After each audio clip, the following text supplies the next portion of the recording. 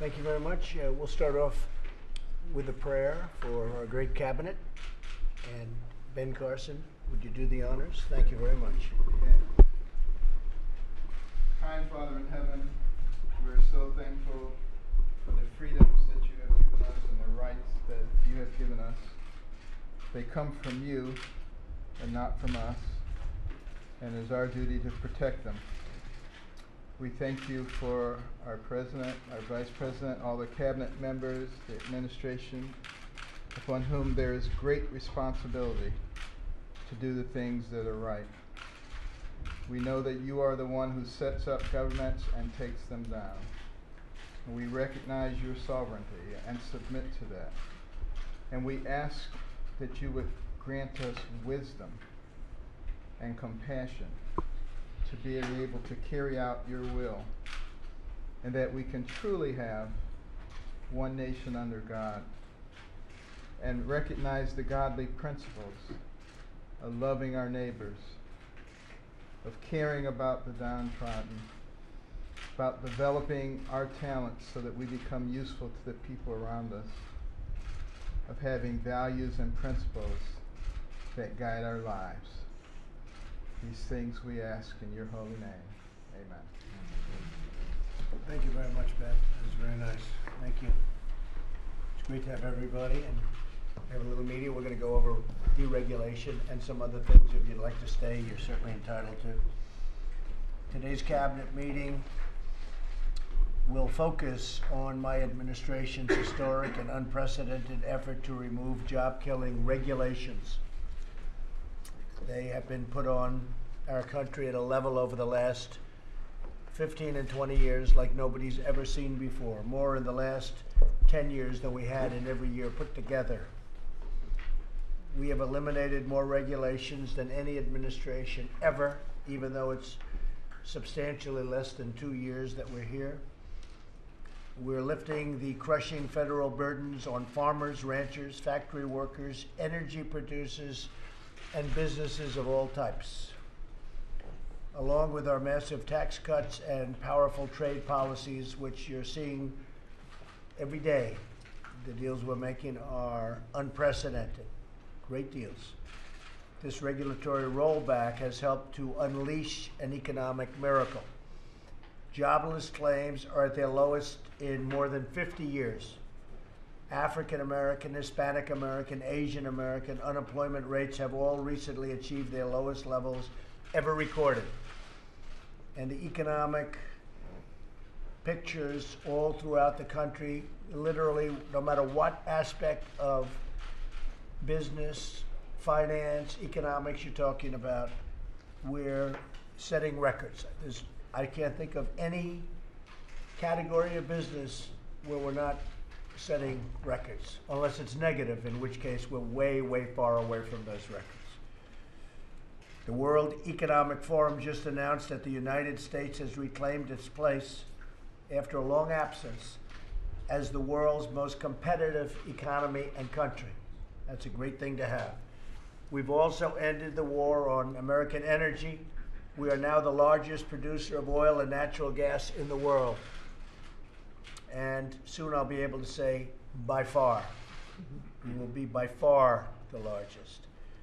We are removing red tape so we can substantially lower the price of healthcare premiums and prescription drugs. We've come out with healthcare programs that are incredible, that people are just starting to learn about. We've gotten rid of the individual mandate in Obamacare, and we're running Obamacare, the remnants of it, better than ever before. The premiums are going up at a much smaller rate. It'll end up being over at some point. We had it done, but unfortunately somebody decided to vote against that at the last moment, even though they campaigned for years saying they were going to do it. But these are the facts of life.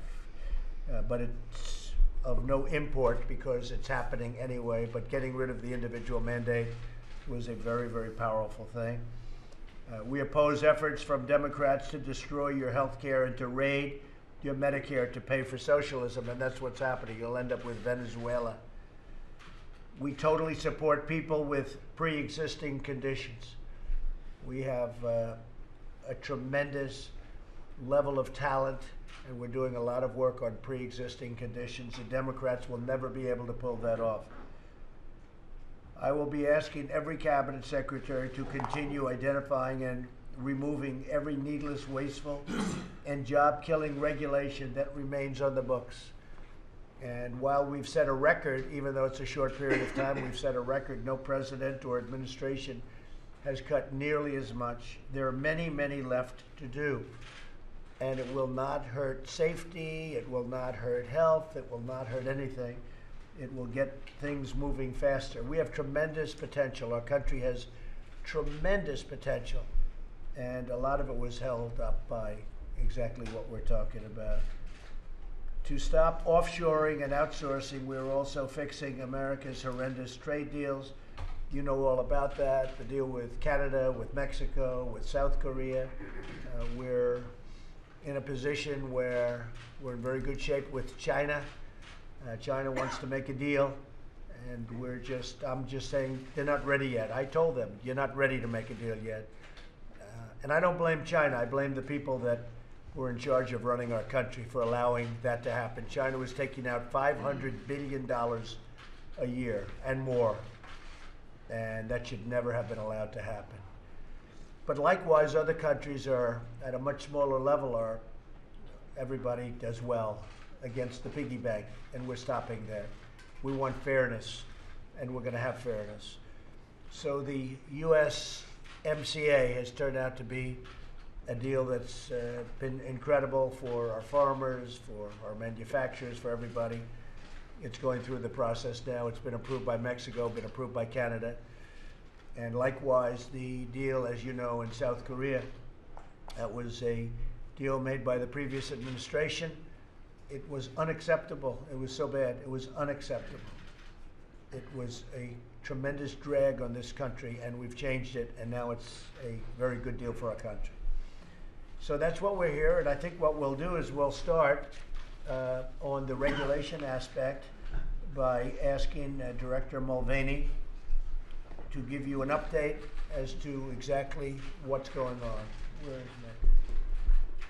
Thanks, Mr. President. I'm just going to give a real quick summary because I know we're going to hear from individual cabinet members. I want to give you sort of the top line where we are over the last 2 years. As I mentioned in the Oval Office meeting we had with the various industry and community leaders just a couple of minutes ago, it's been a tremendous success. You remember when we first got here, you gave us some goals, which is that we wanted 2 old regs off the books for every new 1 reg that went on. Last year we did 22-1. This year we did 12-1. Don't let that mislead you. We actually did better this year. 176 regs off the books this year. That's dramatically more than last year. You also gave us a goal of no new regulatory burden. So if you're going to add $1 of burden over here, you had to go over and find $1 worth of savings over there. Last year, I think we did about $9.5–10 billion worth of savings. This year, 23. Where does that put us in comparison to where the Obama administration was in its last year? On the right-hand side, you'll see in the last year of the Obama administration, they saddled this economy with $216 billion worth of costs from new regulations, and that's just in the last year. Okay. We've reduced that burden by $33 billion in our first 2 years. So everything is pointed in the right direction. You're going to hear from a lot of folks here.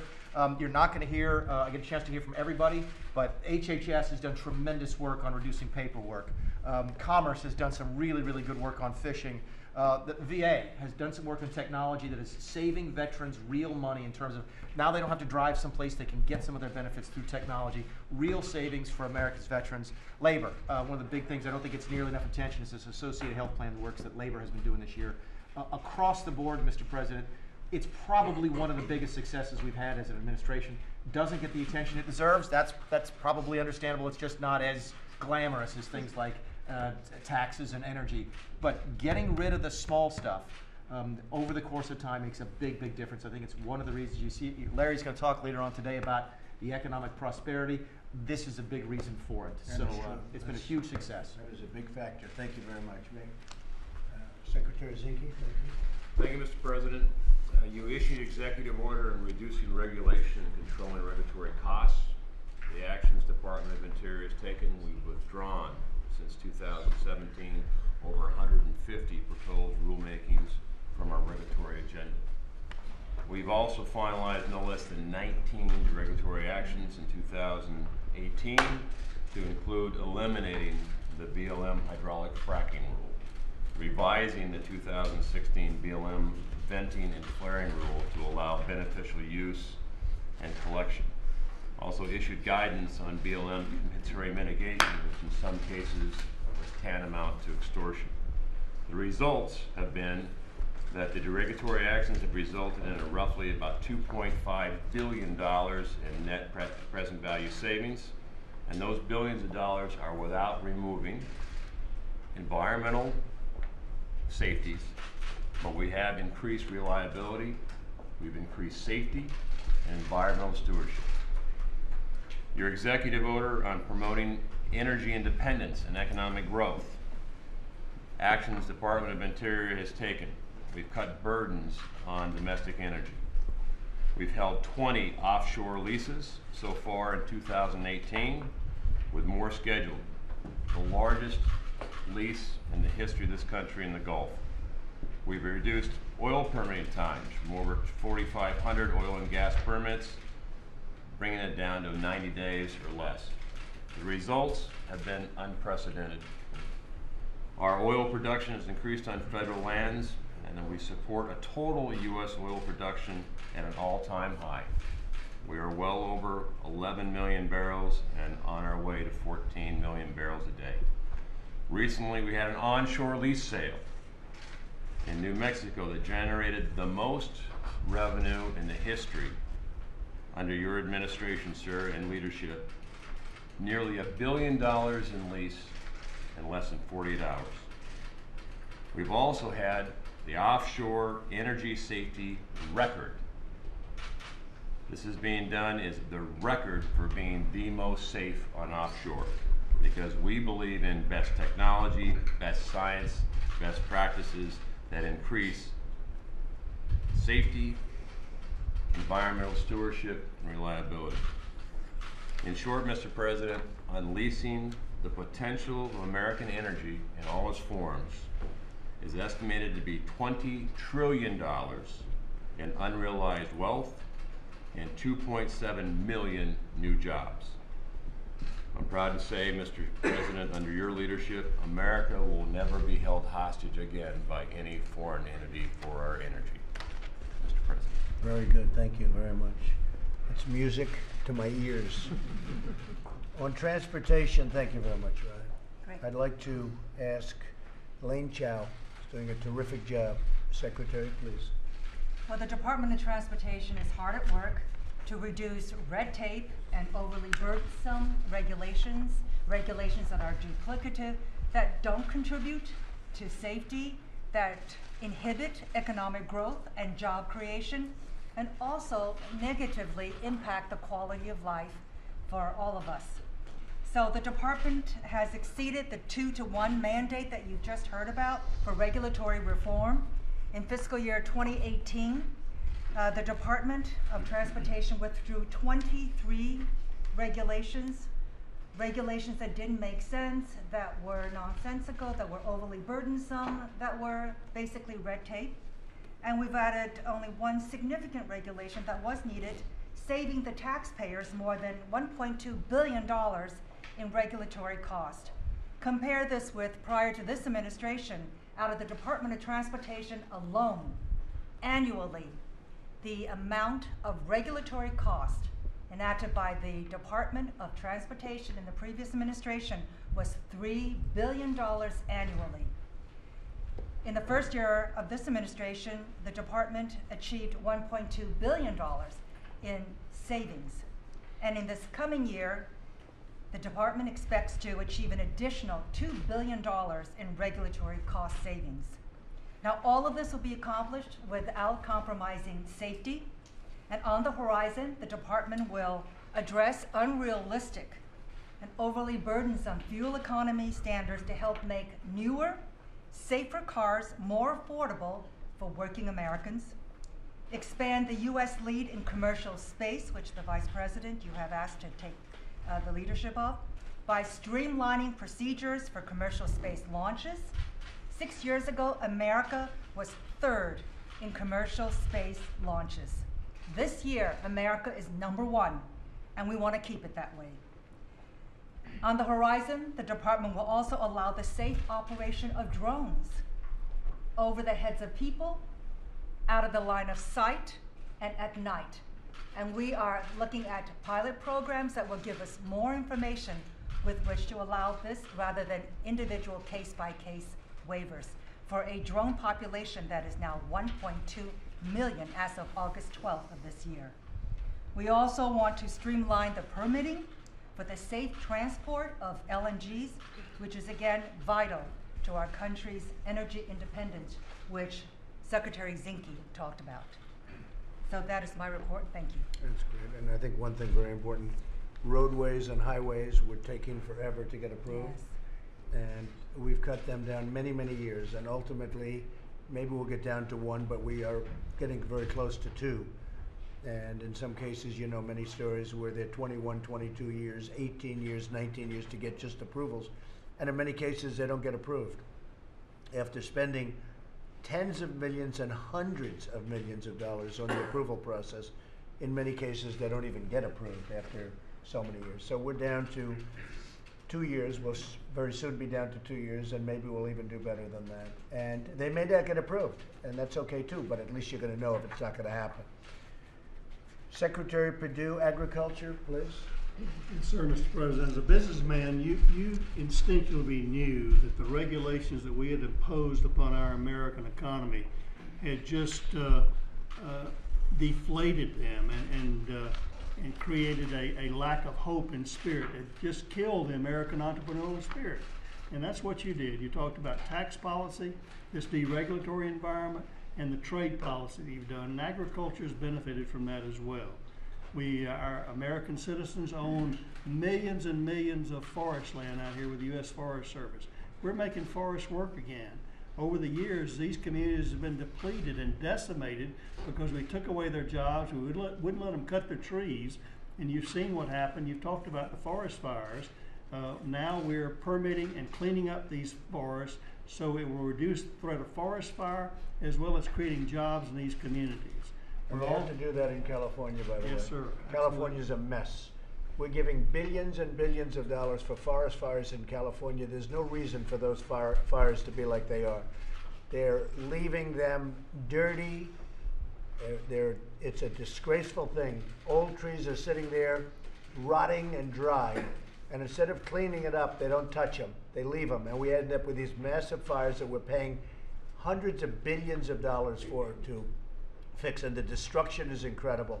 So I think California ought to get their act together and clean up their forests and manage their forests because it's disgraceful. What's happening should never happen. I go all over the country and I meet with governors. The first thing they say is there's no reason for forest fires like that in California.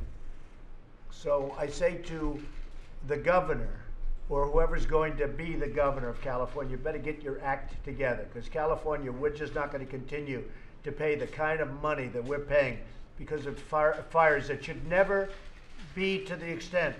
They were telling me in a couple of states, I won't even mention their name, it's like a flash. Some grass will burn, it'll be over in minutes. They'll lose 2 acres, 3 acres. At the most, they won't even lose that. And here we are with thousands of acres and billions of dollars every year. It's the same thing every year. And they don't want to clean up their forests because they have environmental problems in cleaning it up. It should be the opposite, because you're going to lose your forests. You're losing them. But it's costing our country hundreds of billions of dollars because of incompetence in California. So the people, I'm speaking now for the people of California, they don't want to see this happen. They're getting destroyed. And it's hurting our budgets. It's hurting our country. And they just better get their act together. I'm sorry. Go ahead. Director Mulvaney hit on a good point earlier. It's this myriad of these kind of things that give the public the optimism for this economy that keeps fueling that. I'll tell you a cute story that you'll appreciate it. When you were elected, a childhood friend of mine was telling his granddaughter about that and the USDA and what we did regarding school lunches. she said, good, I hope President Trump can make school lunches great again. And so, and that's exactly what we're doing. We're not feeding the trash can any longer. That's right. But we're trusting these professionals to Big make difference. nutritious meals for these kids out here that they want to eat. I hear it's a big difference. It is a It's huge true. difference. So, and then obviously another on nutrition, we're empowering able-bodied adults who can work without small children to remove these waivers that states are using to bypass the ability to work and provide for self-sufficiency for families in that regard, along with removing and creating entrepreneurial activities over new technology and agriculture. Thank you, sir. Great job. Thank you very much. SBA deregulation, a woman who's done a fantastic job, and I appreciate it. Linda, please. Thank you very much, Mr. President. I want to thank you for your leadership on the economy. You know, you have such a common sense approach to job creation. The bold approach you've taken toward modernizing the regulatory system. It's been a priority in this administration from day one, and I'm absolutely convinced the sustained focus on eliminating outdated job stifling regulations has been a major contributor to the economic growth that we're experiencing. You know, the regulatory environment for small businesses especially, you know, according to a report from the Council of Economic Advisors, small businesses pay more on a regulatory compliance basis per employee than large businesses do. $11,700 per employee per year for small businesses. That's money they'll never get back to invest in hiring more, raising wages, investing in their companies. So as the chief advocate here, and I'm pleased to be that, for the 30 million U.S. small businesses, it's my job to listen to their concerns and to advocate on their behalf. You know, I can so appreciate all of the secretaries this morning who have talked about all of the deregulations that are happening in each of their departments, because I get to go out and visit with these small businesses all over the country. I've visited with hundreds of businesses over the last year and a half in 43 states, and I get to personally see that enthusiasm that businesses have and how appreciative they are with the job, with tax reform, regulatory reform. And so they're hiring. This morning I brought Chip Kovac from Youngstown, Ohio. And he has a family business. His father was supposed to come this morning but couldn't come for medical reasons. But 30 years ago he started his business by putting a lien on his home. So today he has a machine business that is benefiting from the deregulatory environment because he repairs rigs in the energy environment. So he can't hire enough people fast enough now for his business, you know, with the deregulation that's happened. So they are so grateful and appreciative. Last year, the administration ended a rule pertaining to overtime pay that many of businesses opposed. You know, the overtime rule that had stayed in effect was affecting about 44% of small businesses. And now, rescinding that overtime rule, we have, for instance, a small hotel in Colorado Springs that said, had that rule stayed in place, I'd had to reduce work hours, fired people. Now, I've got more people on, we're running our business the way we should. I've got entrepreneurs in Texas who are opening franchises, and in Texas and Oklahoma because the overtime rule is no longer there. So eliminating that kind of a rule has really spurred on our small businesses. So I am grateful that the SBA also, in accordance with your executive order, we've reviewed all of our rules and we will seek approval of eliminating about 7% of the regulations that SBA has. Yeah. So I know that what we've done here at SBA has occurred many times across many agencies represented in the room. And Mr. President, I again want to thank you for presiding over an administration that is committed to listening to the men and women who run our small businesses, for giving them the opportunity to start and to grow and expand. Thank you. Thank you very much, Linda. Appreciate it. USMCA, it's new, it's good.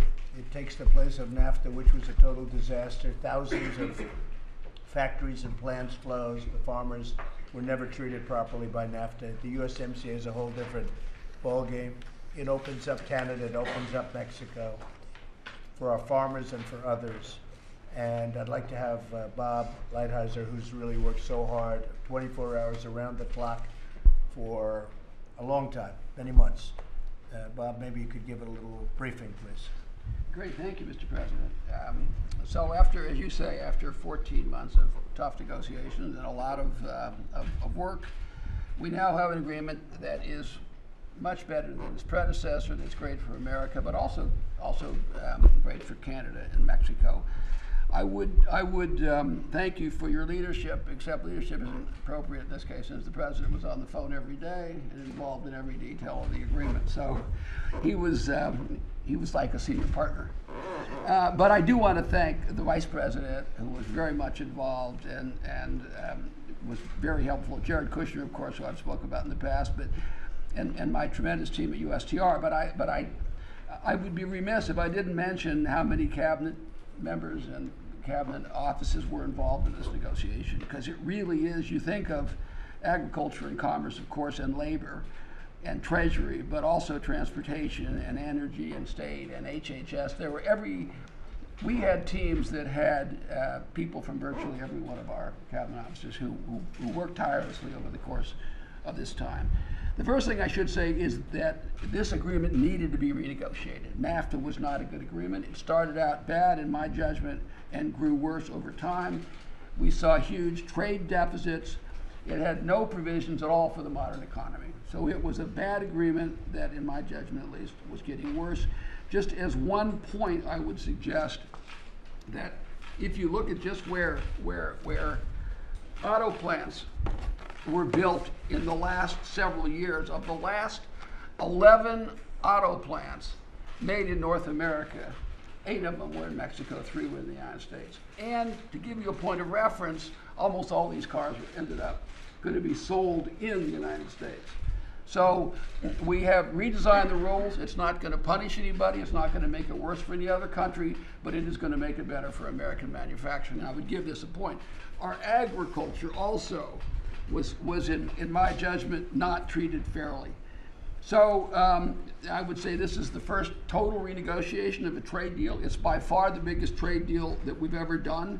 Just to hit on a few points, and then I want to make a couple of additional points with slides.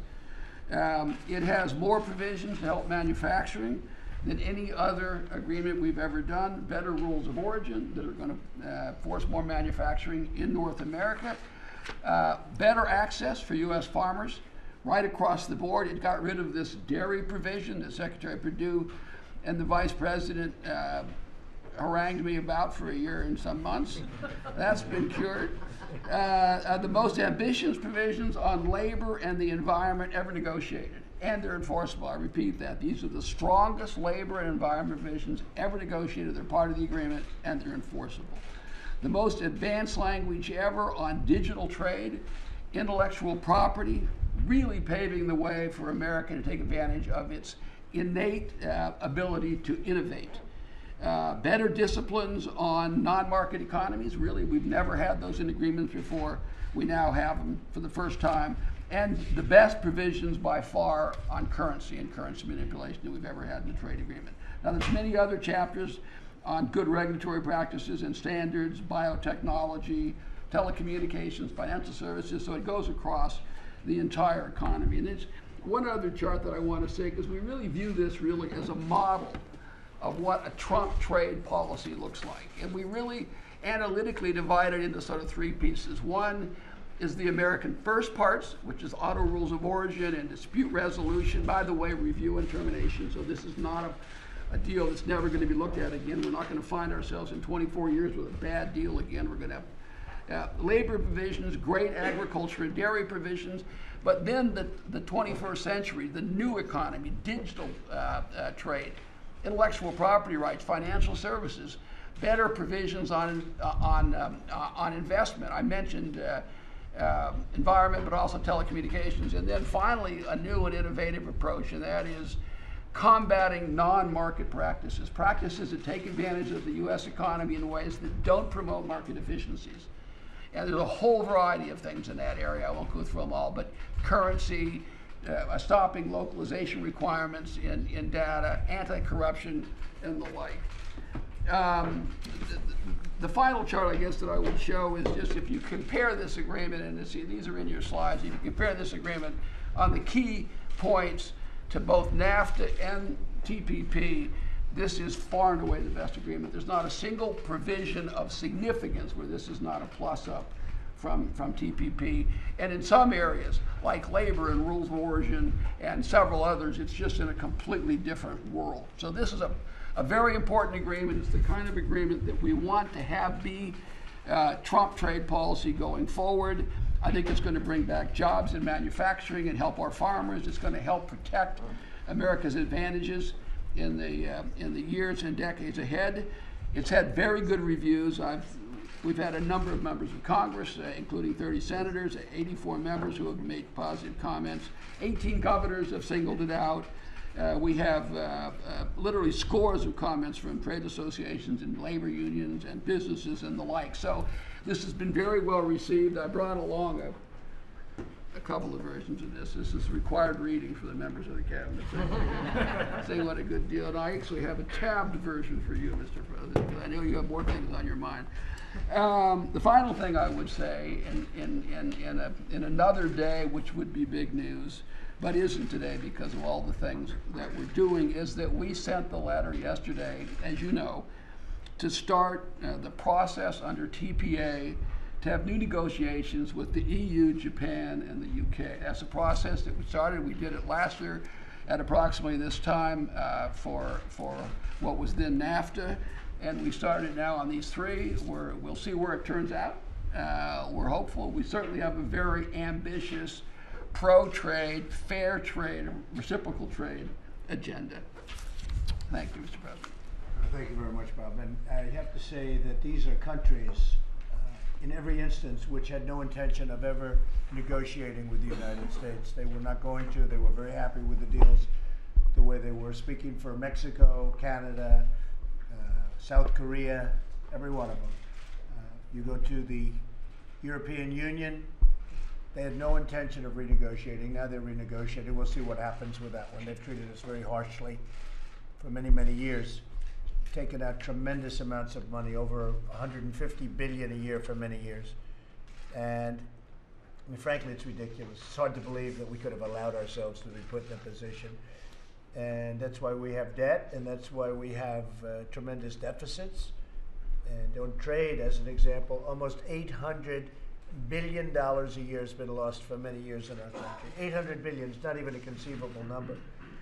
So we're negotiating, and again, they wouldn't negotiate at the beginning. I said, that's okay, you don't have to negotiate. I said, why aren't you going to negotiate? Because we're very happy with our deal. We're extremely happy with our deal. I said, but I'm not happy with your deal. And I said, that's okay, we're going to put tariffs on every product you sell to the United States. And they said, we would like to negotiate immediately. And President Obama was unable to get anybody even to go to the table. And that goes for previous administrations also. It's incredible. And again, China, you could look at Vietnam, you could look at every country, just about every country. Incredible that we allowed this as a country to happen, and it's not going to happen any longer. And that just shows the tremendous potential we have, because with these horrible trade deals, with these horrible military deals where we pay for everybody's military, or we certainly don't get subsidized or paid back what we should be. And that includes NATO, where we're paying for 90% of NATO to protect Europe. And I think it's all fine, but they have to pay.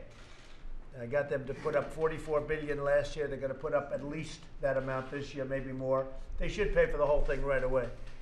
But we're paying for NATO. We are paying to protect Europe. And then on top of that, Europe treats us very badly on trade. So we lose on a double. It's a double whammy, I call it. So all of that's changing. It's changing rapidly.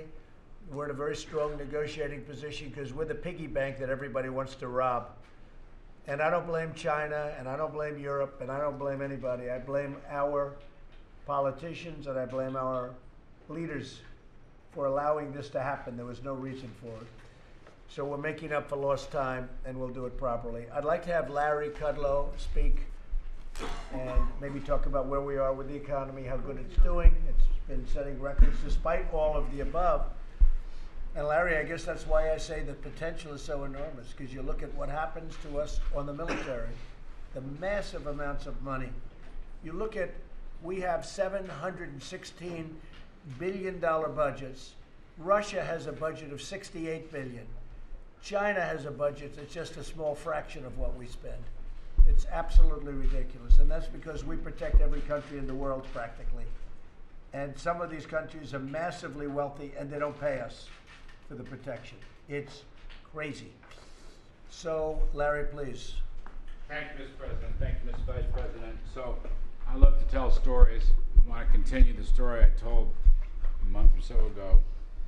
The biggest story of 2018, in my judgment, is an economic boom, which is growing, where almost everybody said would be impossible to produce. The boom is growing. Sir, this is the, pardon the phrase, cuddler word, this is the growthiest economy in over 20 years, and will get growthier in the weeks and months ahead. Where's Sarah? Just want to get that down. Some new bullets, some new important bullets. Bullet, you mentioned this at your opening. U.S. is now the world's most competitive economy, #1. That comes from the Davos Group, World Economic Forum, not necessarily our best friend. #1. U.S. hadn't been #1 in that survey since 2008, a long while ago. Bullet 2, more job openings than unemployed. Remarkable number. From the so-called JOLTS, 7.1 million job openings, a little over 6 million unemployed. The gap is 900,000. There's a lot more we can do. Success breeds success. Good business will bring these people back in. Higher wages will bring them back in. I don't think Ivanka's here, but her reskilling program will help bring people back in. That is so important in my judgment right now. Bullet 3, NFI small businesses and the Conference Board consumer sentiment continue strong, holding the high ground, historic lines, confidence. The day after the election, the confidence started, and it's not stopped. Just go straight, really, the day after the election. It's the most remarkable thing I've ever seen. I've been covering this beat for a long time. Hasn't stopped yet.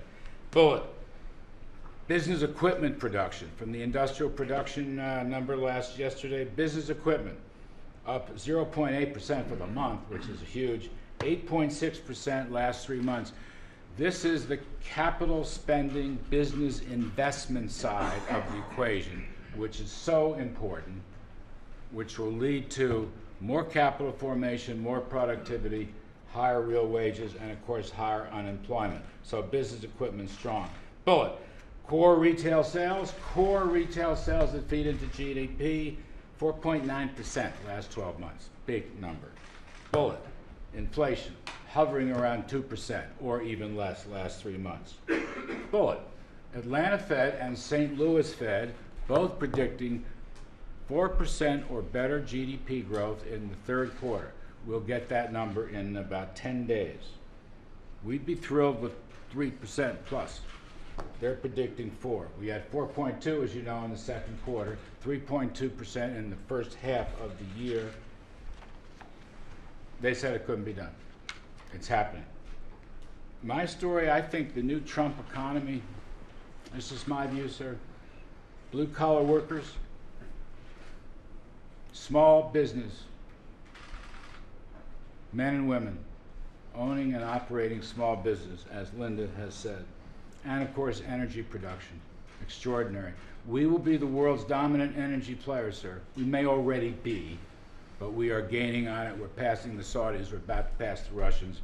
We've talked a lot about oil and natural gas and liquid natural gas and so forth. We are just about there, and we'll keep working on that. So, we're in an economic boom, right? The naysayers said you couldn't do better than 1-2%. We have done better. A lot of people have talked about the tax cuts. You lower marginal tax rates, you create new incentives. You've basically re-incentivized the economy. That's what you've done. You've given it life, openings, oxygen, everything. This is just so important. Deregulation, massively important, as everybody said. Started in 2017, continuing now. I think, Linda, that's a big thing for the small businesses. No red tape. They're not worried about that stuff anymore. And with lower tax rates, which also helps small business, you keep more of what you earn. Tax something less, you get more of it. And I think that's why people are going at it. I think it was you, when we had the economic summit a couple of weeks ago, was it you that asked owners to raise their hands? Somebody did. Anyway, 85% of the people in that audience own small business. And I'm just sitting there and the light bulb went off. This is the new Trump economy, along with the renaissance in blue-collar workers. And I want to echo Bob Lighthizer. I think the trade reform is contributing to this growth. I think the USMCA was pro-growth. Tremendous opportunities, market openings, farmers, manufacturing, financial services, protecting intellectual property, financial services. Anyway, it was a good deal. I agree. And it's going to be pro-growth. We're already seeing some of the benefits of this. Sir, I think you've basically ended the war on business. You've ended the war on success. And that's where this confidence and optimism is coming from. That's what I think you did. We are increasing, just hang with me for a minute. This is no one shot, what people are saying a sugar high. That's nonsense. This is not about pouring money into the economy the way our predecessors did unsuccessfully. This is an incentive model across the board which will increase the economy's potential to grow. That's what we're doing. And that's why we will be growthier than any year, I don't know, I'm saying the last 20 years. It could be greater than that. And I want to make a second point. If you increase the economy's potential to grow and you're putting out more goods and services, that can't be inflationary. In fact, it's counter-inflationary. And another related point, with a 3.7% unemployment rate, you know, more people working and prospering cannot be inflationary. It's a good thing, not a bad thing. Various econometric models and various institutions notwithstanding, they are wrong. More people working and prospering is a good thing. We haven't seen it in a while. Wind up just a couple more bullets to illustrate what I think are my points. We have seen the biggest rise in blue-collar employment, biggest rise in blue-collar employment since 1984, when I was still a Cub Scout working for President Reagan, going back to blue collars, sir, blue collars. Second, low-skilled and blue-collar workers are getting faster wage increases than the white collar at the top. This is something very new and different, okay? The middle and low end is outpacing the top end. I'm not against the top end. I love success. I'm just saying there's a catch-up going on in this country, which we have not seen in a very long time. Lowest paid Americans, 5% increase in weekly earnings in the second quarter. 5% increase. All workers, 1.7. In the retail sector, retail service sector, okay? 3.8% increase. Professional services, only 3%. And of course, the unemployment rate is 3.7%. So we are hitting all cylinders across the board. People are not getting left out this time around. Everybody's coming in. And we're going to see more of that as we employ. So tremendous optimism, tremendous confidence. Change in policies has a lot to do with it. You know, it has a confidence and an optimistic sense, and it has a real world practical sense. Paychecks are getting fatter, and folks know that. And businesses are springing up, brand new businesses, and folks know that. And people are they're not unwilling to take new risks. I believe your message is not only war and business over, I think you're telling folks to just take a rip at the ball, take a risk, and you stand behind them with your new policies, and that's exactly what they're doing. It's a total change from what we've had in the last 20 years, okay? Everybody thought it was impossible. It's possible. Tremendous turnaround. My old boss Reagan used to say, the best is yet to come. I would say to you, sir, the best is yet to come. it will get even growthier over time. Thank you. Yes. Larry, have you done that before? I just asked Larry, has he done that before? I think so, Ben. What do you think? That was great. But he's never been this optimistic. I've watched Larry for many, many years. I hear that voice, that beautiful voice. I say, that's Larry. I can tell Larry in my sleep. And I've never seen him more positive than you've been in the last couple of months. And you've done a great job, but I appreciate you doing that. I'm grateful for the opportunity. Thank you very much, Larry. Appreciate it. Then I think Larry's going to be very happy with what I'm going to say. I might as well leave the press to say it, because it'll put more pressure on all of the people gathered around our table. I'm going to ask each of you to come back with a 5% budget cut from your various departments, whether it's a secretary, an administrator, whatever. I'm going to ask everybody to come back with a 5% cut for our next meeting. I think you'll all be able to do it. There may be a special exemption, perhaps. I don't know who that exemption would be. If you can do more than 5, some of you will say, hey, I can do much more than 5. You know, I've heard about the penny plan for 15 years. 1 penny every year per dollar. 1 penny every year. After 4 or 5 years, the country's in good shape. I'm saying, let's not do the penny plan. Let's do the 5-penny plan. I think you can do it. So I'd like to have everyone sitting around the table, your incredible domains that you preside over so brilliantly in some cases very well, some cases brilliantly. I would like you to come back with a 5% cut. Get rid of the fat, get rid of the waste, and I'm sure you can do it. I'm sure everybody at this table can do it. It'll have a huge impact. Last budget we had to go because of the military. We had to fix our military. Our military is in the process of being fixed. Planes are being made, boats are being made, ships are being made, missiles, rockets, everything. Our nuclear is being brought to a level that nobody else can even imagine. Pray God we don't have to use it, but there will be nothing like what we have. And there is nothing like what we have. And that's why I did that. I made deals with the devil in order to get that done, because we had to improve our military. Our military was depleted. It was in bad shape. Our great people in the military hadn't received a wage increase in more than 10 years. Now they're getting an increase, first time in more than 10 years.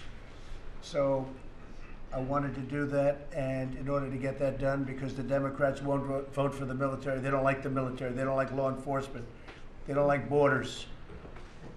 You see what's happening with the border, where people are coming up in caravans and we have to stop them, even though the laws are terrible.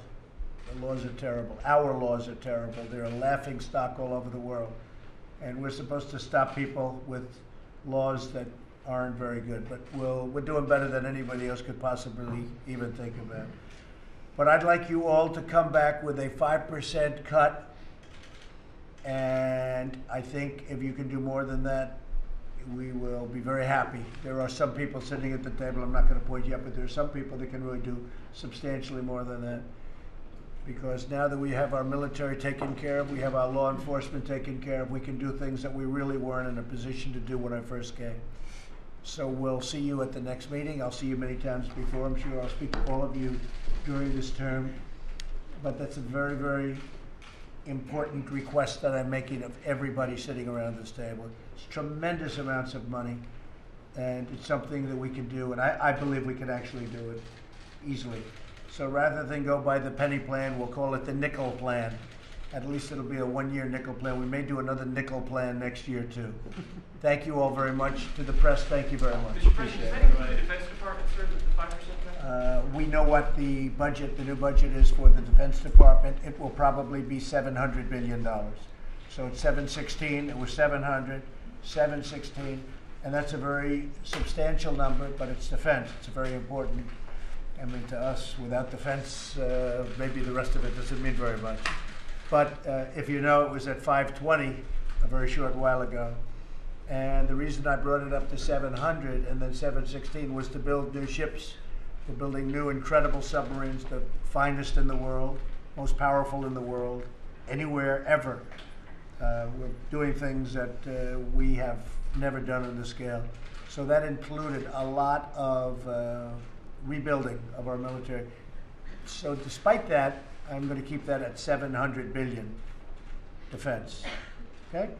Can I ask you a President, the Saudis are investigating themselves, essentially. What do you think about No, they're great, very talented people. They're not investigating themselves. They're going to cut costs. These are all talented people. They have now been here long enough to be able to do this. They are, it's a great group around this table. It's a great group, and they'll be able to do it. And when you add this and couple this with what Larry Kudlow said about how well we're doing, where is Larry? Here he is, sir. I mean, Larry has to be very happy when he hears this. You didn't even expect this, right? Did you expect this, Larry? It's actually happening bigger and faster than I thought. Yeah. I mean, this is part of it. This is all part of it. I just couldn't do it last year because of the fact that we had to do our military. Our military was in really bad shape. You had planes that couldn't fly.